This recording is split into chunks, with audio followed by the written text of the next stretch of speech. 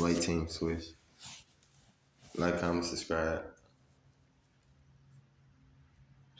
Hey man, I grew up watching wrestling. I know a lot of y'all grew up watching wrestling. I love wrestling when I was a child, but Stone Cold Steve Austin, that was my favorite wrestler. He was hard. Triple H, Undertaker, The Rock, uh, HBK, X Pac,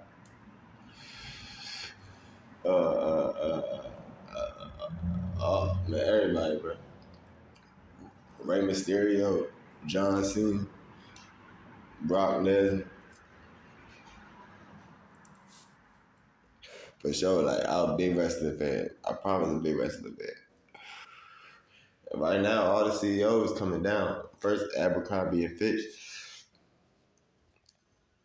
They said Abercrombie and Fitch was doing a lot of fitching. Now, they say WWE, and this close to home. Y'all know I'm from Alexandria, Virginia. Yeah, shout out VA. Shout out Maryland, too. They said this was in Baltimore. Shout out Baltimore. I used to live in Baltimore. I used to live in Pigtown, West Side. Shout out Southwest, West Side Baltimore, Pigtown. By the harbor. Shout out all my alum from Mount St. Joseph. Yeah. In the Irvington neighborhood, Baltimore. Class of 2011. Yeah. Yeah, I guess they had wrestling matches out there. They were hiring these boys to be ring boys. But they were doing more than just being ring boys with them.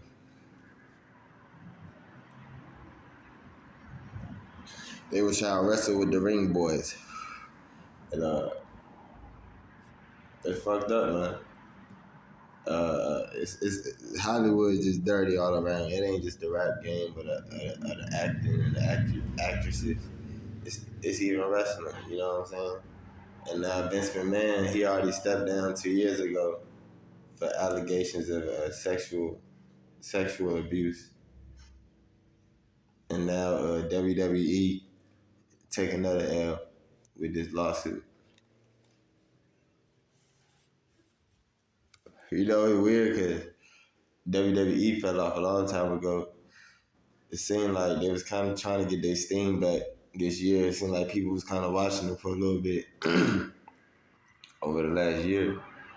But these old allegations with Vince McMahon already stepping down, which make him look guilty because he already stepped down. So this shit already look true. Whatever they saying they did to them ring boys, they probably did to them ring boys. And it's sad though. I grew up watching wrestling. I used to love wrestling, and I see what the brand has went to. You know what I'm saying? I mean, who knows if Vince was doing this stuff in the '90s, in the early 2000s, but it seemed like the brand was more respectable back then, and it reflected in how much people was watching it. It seemed like the wrestlers stayed around longer back in the 90s and 2000s. You know, The Rock was on there for years. Stone Cold. Hulk Hogan popped up in there after he left WCW. So, you know, I was a big fan of wrestling as a kid. I know a lot of y'all was. You're a 90s baby, you was a big fan of wrestling.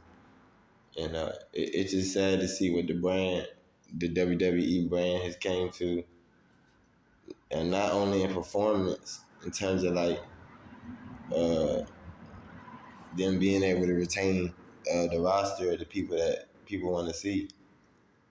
Because they couldn't really even retain John Cena and Brock Lesnar like that. You know what I'm saying? Brock Lesnar did the UFC. So it's like they can't retain their best wrestlers. And now it's a lot of all these sexual allegation lawsuits. And it's just sad because I grew up watching this brand faithfully. I was Monday Night Raw every Monday. I was SmackDown every Friday, and now the brand is getting Vince McMahon making his own brand look bad.